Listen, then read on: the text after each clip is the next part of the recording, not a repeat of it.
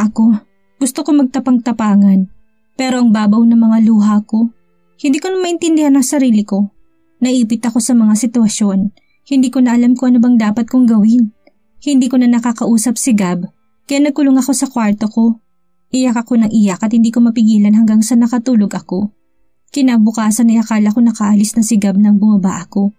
Pero nakita ko siyang nakaupo sa living room. Ang una ko nakita ay ang pasa sa gilid ng labi niya, kaya mabilis ako nag-iwas ng tingin. Ihahatid kita, sabi niya kaya tumangulang ako. We eat our breakfast together without talking. Mabilis kaming natapos kaya hinatid niya ako at mukhang dediretso rin siya sa ospital. I need to finalize my decision.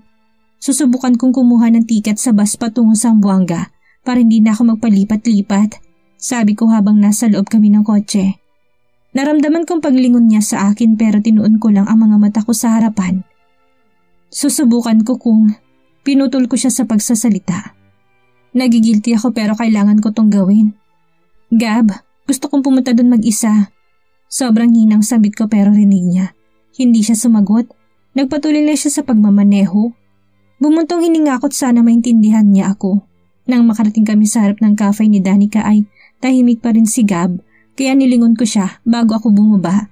Kaagad na nagtama ang mga mata namin, kaya initian ko siya. Thank you so much, sabi ko.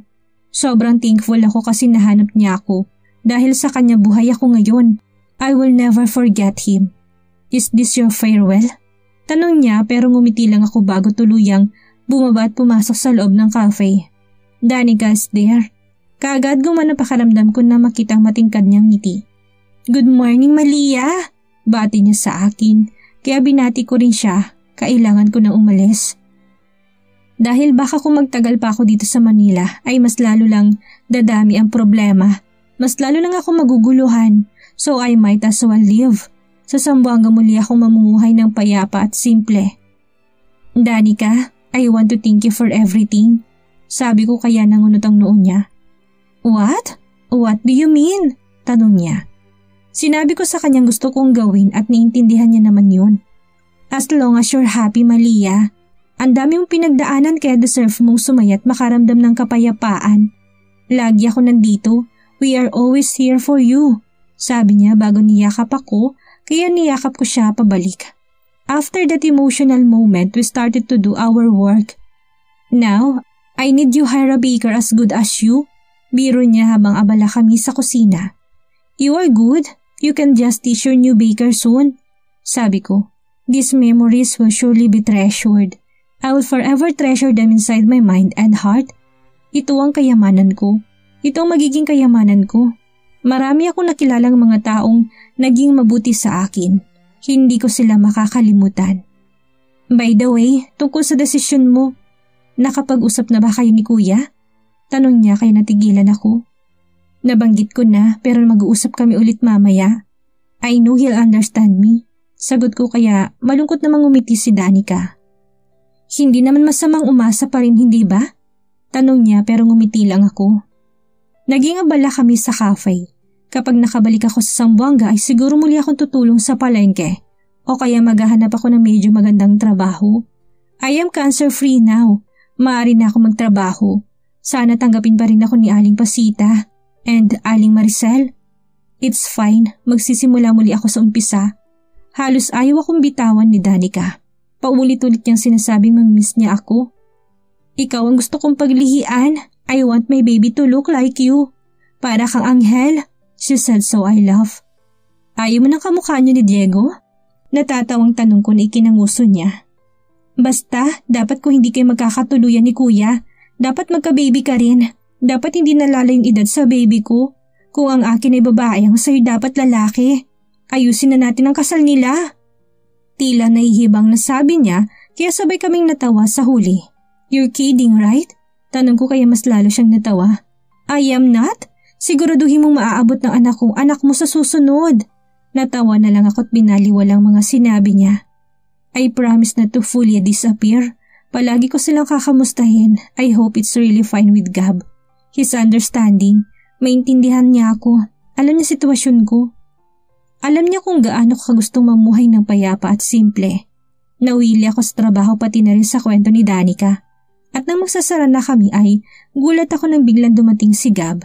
Dumating din si Diego, naka-doctor's coat pa si Gab at mukhang dumiretso sa dito mula sa trabaho.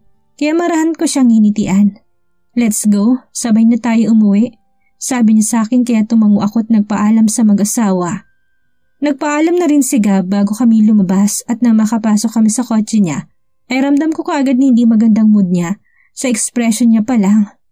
Kailan ka aalis? Biglang tanong niya. Kung makakakuha ako ng tiket bukas ay gusto ko sana umalis ka agad. Mag-isa ka lang ba talaga? Puno ng pagdududang tanong niya kaya nangunot ang noo ko. Oo, mag-isa lang ako. I'm so sorry to offend you. Malaki ang utang na loob ko sa iyo, Gab. Araw-araw kong tatanawin ang utang na loob ko sa iyo. Pero kailangan ko na talagang umalis, sabi ko. Sa daan lang nakatutok ang mga mata niya pero kita kong kabiguan sa mukha niya ngayon. I feel so guilty. I am willing to go with you, Malia. Alam mo yun. Sabi niya at napabuntong hininga ako. I am not selfish to let you come with me. Marami kang opportunity dito. Nandito na si Danica. Nandito ang buhay mo. Hindi ka pwedeng sumama sa akin sa Zamboanga dahil dito ang buhay mo. Makakabalik pa naman ako dito, giit niya. Natahimik na lang ako dahil ayaw ko mapunta pa sa kung saan ang usapan namin ito. Kakausapin ko na lang siya mamaya pag uwi namin. Ipapaintindi ko sa kanya. Mahal kita. Biglang sabi niya sa pagitan ng katahimikan. Tila nanikip ang dibdib ko sa narinig. Hindi ko alam kung anong isasagot. Ibinuka ko ang bibig ko para magsalita pero wala akong mahanap na salita. Hindi ko alam ang sasabihin ko. Hindi ko alam ang maaaring sabihin para wag siyang masaktan. Hindi ako nagsalita ng kahit na ano hanggang sa makapasok sa village kung nasaan ang bahay niya. At hindi pa kami nakakalapit ng gusto sa bahay ay may namamataan akong itim na kotse dahilan para lumakas ang tibok ng puso ko. At nang tuluyang humintong kotse ni Gab sa tapat mismo ng gate ay doon ko na ininag si Kenzo na nakasandal sa hood ng kotse. Napasinghap ako at dali-dali nagtanggal ng seatbelt para makababa ka agad. Pero naunahan ako ni Gab na bumaba. What are you doing here, Kenzo del Mundo? Pasigaw na tanong ni Gab. Mas lalo akong nagkumahog sa pagbaba. At paglabas ko alam ko kaagad na lasing si Kenzo. Base sa pagtayo niya alam ko na kaagad. Malia, kailangan kitang makausap. Please, I am dying to talk to you. Sabi niya at lalapit na sana siya sa akin. Pero tinulak siya ni Gab. Nagawa niyang ibalanse ang katawan niya para hindi matumba pero napaatras siya. Gab! Pigil ko pero kita kong galit sa mga mata ni Gab. At sa estado ni Kenzo ngayon ay hindi siya makakalaban kung susuntukin siya ni Gab. Hindi ikaw ang pinunta ko dito.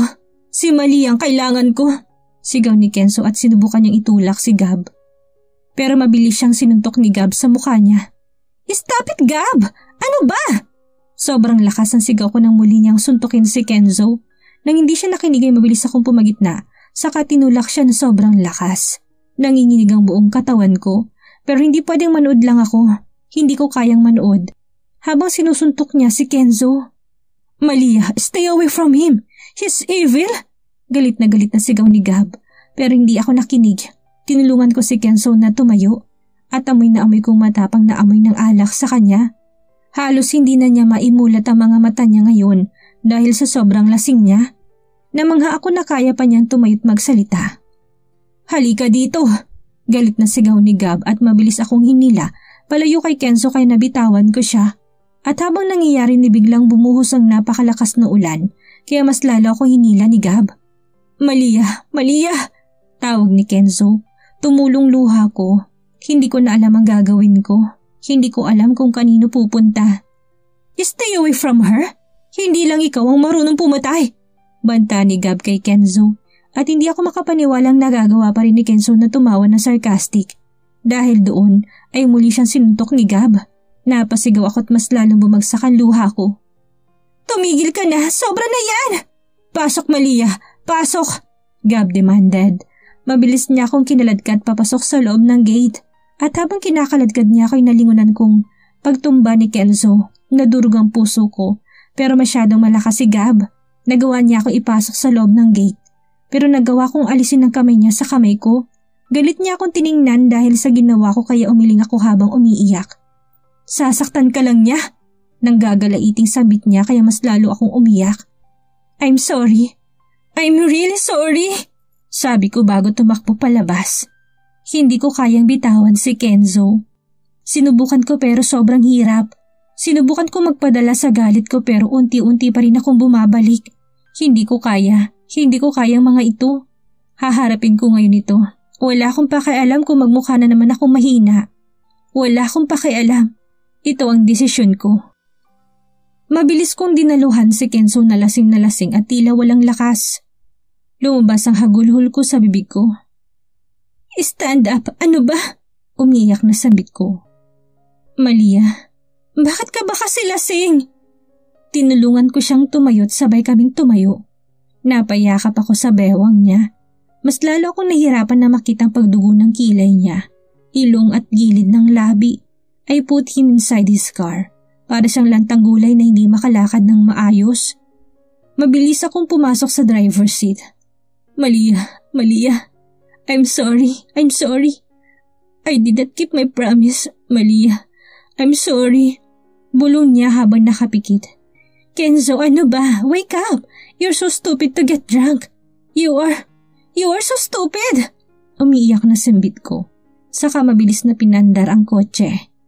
Ilang taon na noong huli ako nagmaneho, but I need to do this. Nang mapaandar kong kotse, mabilis ko yung pinaharurot palayo habang nagpupunas ng luha. Where are we going? Biglang sumagi sa isipan kong kondo niya. Tandang-tanda ko ng daan kaya agad ako nagmaneho ng mas mabilis. Nang muli kong tingnan si Kenzo ay nakita ko nakapikit siya pero kunot ang noo.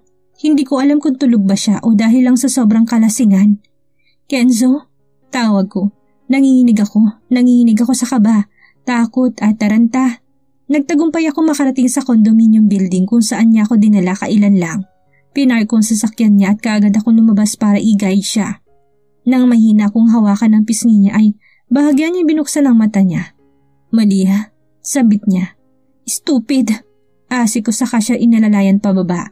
Mabilis kami nakapasok sa loob ng building dahil akay-akay ko siya. Nang makapasok sa elevator ay kaagad kong kinapang bulsa niya para sa susi ng penthouse pero wala akong nakita. Kaya napapikit ako ng mariin. Wala kaming mapupuntahan. Nang bumukas ang elevator sa tamang palapag ay hindi ako nalito dahil iisa lang ang pinto nandito. Nakahinga ako ng maluwag na makita ko magbubuksan ng pinto. Gamit ang fingerprint so I tried his. Kaagad yung bumukas kaya nawala biglang kalahati ng mabigat na hangin na tila nakadagan sa dibdib ko. Hiniga ko siya sa couch. Matapos yun napahawak ako sa noo ko. I can just leave now. Pero ayaw ko. Kasalanan mo to, Kenzo. I am so stupid. Sabi ko bago pinunasan ng luha ko. Nang magawa kong pakalmahin ang sarili ko ay hindi ako nagdalawang isip na umakyat sa itaas. Winuksan ko lahat ng kwarto. Pumasok ako at kinuha ko siya ng towel at pares na damit. Basang-basa din ako pero kailangan ko siyang unahin. Nang makabalik ako sa baba ay naabutan ko na nakaupo na siya habang sapong noo kaya biglang bumagal ang paglalakad ko. Ilang sandali pa'y napatingin siya sa akin. He's still drunk. Malia. Pero mukhang natauhan na. You are so stupid. Sisi ko. Namilog ang mga mata niya pero kalaunan ay napadaing siya bago napahawak sa panga niya. Shit, come here. Sabi niya pero umiling ako. Gusto na kitang kalimutan. Gusto na kitang iwan. Pero bakit hindi ko magawa? Nababaliw na tanong ko't muli ko na namang naramdaman ang mga luhang gustong tumulo. Dahil sa sinabi ko'y pinilit niyang tumayo. Nahirapan siya pero nagawa niya at nakahakbang pa siya palapit sa akin. I'm sorry. Sabi niya gamit ang mahina at lasing niyang boses. Bago niya ibinaon ang mukha niya sa leeg ko. Napubuntong hininga ako. Bumalik ka sa akin please. I'll be good. Hindi na kita sasaktan ulit. Please be my wife again. I am begging you. Umiiyak ako bago ko siya niyakap. Hindi ko halos makurap ang mga mata ko habang nakatitig kay Kenzo na mahimbing ang tulog. Napangiti ako ng bahagyang maalalang nakatulog pala siya habang nakayakap sa akin kanina. I wanted so bad to leave you, Kenzo. Pero nandito ako. Tila nakulong pa rin pala ako sa'yo. I gently stroke his hair. Ang dami niya sugat sa mukhang nagamot ko na kanina habang tulog siya. I want these dark under eyes to disappear too. Dahan-dahan ko inaplos ang ilalim ng mga mata niya. He looks tired and I feel so sorry for it. Ang pagtaas at pagbaba ng dibdib niya ay tila walang nagagawa para pawiin ang pagod na nararamdaman niya ngayon. Nobody's perfect. Kenzo isn't. Kahit ako hindi perpekto. Dahan-dahan kong pinahiga ang ulo ko sa maliit na espasyo ng couch. Ayoko matulog ngayon. Pero binigo ako ng mga mata ko dahil sa pagpikit ko'y tuluyan na ako nakatulog na hindi ko namamalayan. Unti-unti kong binuksan ang mga mata ko na makaramdam ako ng pangangalay sa leeg. Medyo malabo sa una pero pagkatapos ay nakita ko natutulog na mukha ni Kenzo. Dahan-dahan akong umayos ng upo. Medyo malabo sa una pero pagkatapos ay nakita kong natutulog na mukha ni Kenzo. Dahan-dahan akong umayos ng upo sa katiningnan na payapa niyang mukha. Ang mga pasa sa mukha niya ay kitang-kita na. Bumuntong hininga ako bago kunin ang phone ko. Kaunti na lang ay mamamatay na ang cellphone ko dahil drain na drain ng battery nito. Ang mga missed calls ni Gab ang una ko nakita. Napalunok ako ng mariin. Bago pa ako makapag-isip ko anong gagawin, ay tuloy na yung namatay kaya nilapag ko na lang yun sa kabilang couch. Bago tumayot bahagyang nag-unat. I don't think Kenzo will wake up soon. Parang kulang pang tulog niya. Hindi ko alam kung ano nang gagawin ko. Bumuga na lang ako ng hangin at saka dahan-dahang naglakad patungo sa kusina niya. Binuksan kong fridge niya at kumuha ako ng isang basong tubig para magising ako. Mas lalo nang nagulo ang lahat. Hindi ko na ulit alam pa kung ano ang gagawin ko. Kahapon ay sigurado akong babalik sa Zamboanga mag-isa. Pero ngayon, hindi ko na alam. Hindi ko na alam kung babalik pa ba ako o hindi na. Matapos kong uminom ay muli akong bumalik sa living room. Kenzo is still sleeping. Kung kanina ituwid ang higa niya, ngayon ay bahagya na siyang nakatagilid at nakabaluktot. I don't want to wake him up. Gusto kong sulitin niyang tulog niya. Mukhang masamang pakaramdam niya. Naalala ko bigla yung mga basang damit namin. Pati yung damit ko kagabi ay basa kaya napilitan akong kumuha ng damit niya at suotin. I need to wash those. Pero bago pa ako makapunta sa common bathroom, kung saan ko inilagay kagabi biglang tumunog ang doorbell. Nalaki ang mga mata ko, nataranta ako bigla, saka napatingin kay Kenzo. He's still asleep. Muling tumunog ang doorbell na tila nairita na kung sino mang nasa labas. Napalunok ako ng husto. Hindi ko naman magising si Kenzo kaya dahan-dahan akong tumungo doon. Huminga muna ako ng malalim ng 3 beses bago dahan-dahang binuksan ang pinto. Nang bahagya itong tumunog ay biglang naging mabilis ang tibok ng puso ko. What takes you too long to open the door? Inis na sambit ni Theodore, pero nang makita niya ko'y namilog ang mga mata niya at napatras pa siya sa gulat. Hindi ko naman alam ang gagawin ko. Mabilis akong umiti ng pilit. Malia? Hindi makapaniwalang tanong niya, saka hinagod pa ako ng tingin mula ulo hanggang paa. I cleared my throat bago binuksan ang pinto ng malawak. Tulog kasi si Kenzo. Sabi ko sabay lingon kay Kenzo na nasa couch kaya napatingin din doon si Theodore. Natulog na siya? Bulong niya bago pumasok. Mabilis ko namang sinara ang pinto nang makapasok siya. Mabilis siyang lumapit kay Kenzo sa kabahagya itong tinapik sa balikat. No, wag mo munang gisingin. Sabi ko kaya nangunot ang noo niya bago lumayo ng konti. What happened to his face? Tanong niya habang kunot ang noong nakatingin sa akin. Nasa bahay kasi siya ni Gab kagabi.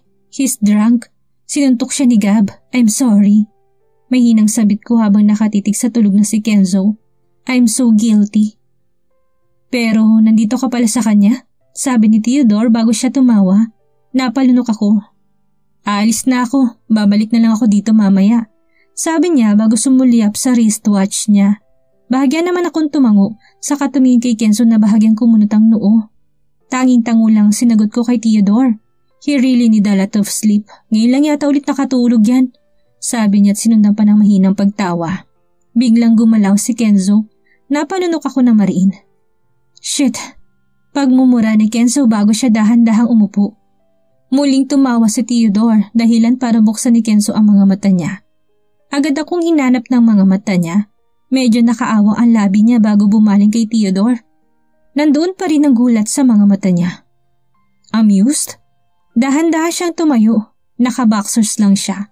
Hinubad ko lang kasi ang pants na suot niya kagabi at shirt lang ang pinalitan ko. Mabilis na dumagundong ang puso ko at nablangkong utak ko. Pumunta ako dito para kausapin ka tungkol sa business na pinaplano natin. Pero tulog ka kaya babalik na lang ako mamaya. Sabi ni Theodore kaya bahagyang minasahe ni Kenzo ang kanyang noo bago tumango. Bukas na lang natin pag-usapan yan. Sabi niya bago lumapit sa akin. Napangisi si Theodore. Okay, I understand. Una na ako. Nakangisi sabi ni Theodore saka siya tuluyang lumabas kaya naiwan ako kasama si Kenzo na ngayon ititig na titig sa akin. Eyesight. Kamusta ang pakiramdam mo? Hindi makatingin tanong ko pero hindi siya sumagot at tumitig lang sa akin na abot hanggang kaluluwa. Dahil sa hindi niya pagsagot ay kunot noo kong sinalubong ang mga mata niya. I'm not dreaming, right? Iyon ang mga salitang namutawi mula sa bibig niya. Napalunok ako ng mariin bago bumuntong hininga. Shit! Tila inis na sambit niya kalaunan saka napahila mo sa mukha niya gamit ang palad. Kenzo, you are here with me now. You are here. This is real. I'm not drunk, he said. At nang muli niya akong tingnan ay kitang-kita kong bahagyang pamumula ng mukha niya. Biglang sumakit ang puso ko pero nagawa kong umiti sa kanya. Gagamutin ko ulit ang sugat mo, sabi ko saka siya pinaupo sa couch. Naupo siya pero mga mata niya ay patuloy na nakatitig sa akin. Eyesight before getting his emergency kit sa drawer malapit sa kusina. Nang makabalik ako sa living room ay naabutan ko siyang nakatulala at tila wala sa sarili. Dahan-dahan akong umpo sa harap niya. Nakatulala siya. Hindi ko alam kung anong iniisip niya. Pero kahit ganoon ay tinuloy kong paggamot sa mga pasa niya. Hindi ko alam kung paano ko natuloy iyon kahit pa parang matutunaw na ako sa mga tingin niya. Ikaw talaga yan? Bigla niyang bulong. Natigil ako sa paggamot sa kanya saka napayuko na lang. Hey, look at me. Marahang sambit niya. Ilang sandali pa ay dahan-dahan niyang hinawakan ang baba ko para mahuli ang mga mata ko. You are so stupid, do you know that? I spat. Pero imbis na mainis o magalit siya sa sinabi ko ay ngumisi pa siya. I am, he said. Tumango-tango pa siya na para bang totoo ang sinabi ko. Ngumisi ako bago umiwas ng tingin. Sabihin mo na sa akin na hindi mo ko iiwan. Sabihin mo sa akin na hindi ka na babalik sa kanya. I can't promise to stay away from you. Nangihinang bulong niya sa kamarahan niyang pinatong ang noo niya sa balikat ko. Kenzo, mahinang bulong ko. Napakahirap nito. Kailangan ko pang makausap si Gab. Hindi naging magandang pag-uusap namin kagabi. Sabi ko pero hinawakan niya lang ang kamay ko ng sobrang higpit saka umiling sa ganong paring posisyon. No, he pleaded. Dahan-dahan kong kinuha ang kamay ko sa pagkakahawak niya sa akin. Saka bahagyan tinulak para matingnan niya ako ng diretso. Sinamahan mo lang ba ako dahil naawa ka sa akin? Pero babalik ka rin sa kanya? Tanong niya at punong-puno ng emosyon ng mga mata niya na maaring dumurog sa puso ko. Tila may bumara sa lalamunan ko kaya hindi ako nakasagot kaagad. Sabihin mo sa akin na mali ang sinabi ko. Mali ako, pagmamakaawa niya. Kenzo, alam mong hindi na kita pakakawalan, hindi ba? You came with me. Hindi na kita hayaang makawala. Sabi niya bago sinubsob ang mukha ko sa palad niya. Hindi ko kayang iwan si Gab ng ganun lang. Malaki ang utang na loob ko sa kanya. I was so rude. Babayaran ko siya. I'll ask my secretary to contact him. Kakausapin siya ng abogado ko. Aayusin ko lahat. Sunod-sunod na sambit niya. Umiling ako bago hinawakan ang mga kamay niya sa pisngi ko. Please, please. Hindi ko alam kung anong gagawin ko. Stay with me, he said. Napabasa ako sa mga labi ko. Sigurado ako na siyang pinili ko. Oo, pinili ko maging parehong dating Malia. Pinili kong makasama siya kahit mahirap. Kahit nasasaktan ako sobra ay pinipili kong tumakbo na pabalik sa kanya. May aayusin lang ako. Hayaan mo kung ayusin ko naman yun. Giit niya. Nang buksan ko mga mata ko'y nakita ko nagsusumamo niyang mga mata. We are too close right now. Kaunti na lang ay mararamdaman ko ng init ng hininga niya. Nakakaduling at nakakapanindig balahibo. Pag-usapan natin to mamaya. Pwede ba ako magluto para sa almusal? Pag-iiba ko ng usapan saka nag-iwas ng tingin. Where's my phone? Let's just mag-order na lang tayo. He said saka marahang inabot ang cellphone niyang pinatong ko sa center table. Nilapag niya yung sa hita ko saka dahan-dahan niyang dinikit ang pisngi niya sa pisngi ko. Parang ayaw ng space between us. Hindi. Order ka na lang please. Hindi pa rin ako makapaniwalang nangyayari ito ngayon. Napapikit ako ng mariin sa kabahagya siyang tinulak. Nakakakiliti ang balbas niyang tumatama sa pisngi ko. Fine. Nanginig na sabit ko sa kananginig na hinawakan ng cellphone niya. Binuksan kong phone niya at wala siyang password. Kaagad kong nakita ang online application kung saan makaka-order ng mga pagkain. Binuksan ko at pinanood niya ako sa ginagawa ko. Amoy na amoy kong hininga niya, nakakapangliit. Gusto kong kumain ng steak ngayon. Bulong niya kaya umorder ako ng gusto niya. Hindi ko magawa ng maayos kaya kinuha niya sa akin ang phone niya, saka siya ang tumuloy. Marami siyang in-order at pagkatapos ay tinapon na lang niya sa kung saan. Pupunta ako sa Italy next week. Sumama ka sa akin. Sabi niya at nalaki ang mata ko. Umiling ako. Hindi ko kaya. No, I'm sorry. Hindi natuloy ang sasabihin ko dahil kaagad niyang sinapong magkabilang pisngi ko at nalaki na lang ang mata ko nang lumapat sa mga labi kong mga labi niya. Parang nanghina ako bigla. Hindi ako nakagalaw at tila humintong pag-ikot ng mundo para sa akin. At first his lips stayed on my lips. Pero kalaunan ay unti-unti itong gumagalaw. Dahan-dahan kong pinikit ang mga mata ko saka mahigpit na kumapit sa damit niya para kumuha ng lakas. Masyadong malambot at mapusok ang mga halik niya. Nanghihila ng lakas. Nadagdagan ng panghihina ko, ramdam kong sensasyon sa tiyan ko. Tila nagwalang mga paru-paro sa tiyan ko. His kisses are getting wild. Unti-unti ako natutupok at noong naipon ko ng lakas ng loob ay dahan-dahan kong sinunod ang galaw ng mga labi niya. We are all sinners. Merong mga nagsisisi at merong mga hindi. Pero lahat sila kailangan patawarin. He said in between our hot kisses. I love you. Mas lalo akong nanghina, tila natunaw na ako sa narinig at tumulong mga luha ko kahit pa nakapikit ako. Is this really happening? Hindi ba ako nananaginip? I love you. Sabi niya bago niya sinundan ang mga halik niya pababa sa leeg ko. Kinapa akong leg ko dahil dito. Masyadong mabilis ang lahat ng ito. Pero mabilis nga ba?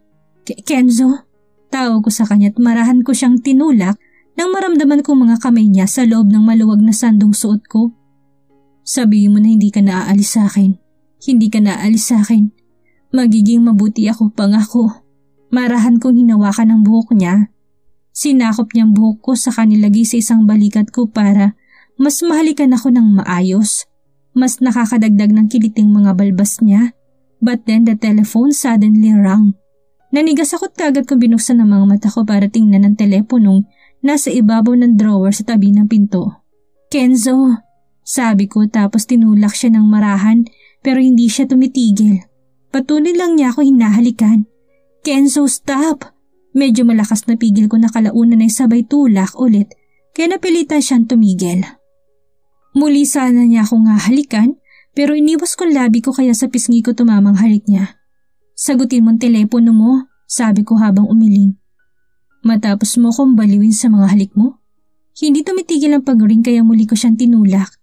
Kenzo, I said go. Napamura siya sa kapadabog na tumayo para lapitan ang telepono. Pakidala dito. Malamig na sabi lang niya sa kabinaba na yun at mabilis na bumalik sa akin. Ano yun? Tanong ko pero umiling lang siya at muling tinuloy ang paghalik sa akin. Napasinghap ako doon. Our food. He said in between his kisses. Ilang sandali pa bahagya niyang tinaas ang damit na suot ko. It exposed my stomach. Kaagad kong binabayon pero pinigilan niyang kamay ko.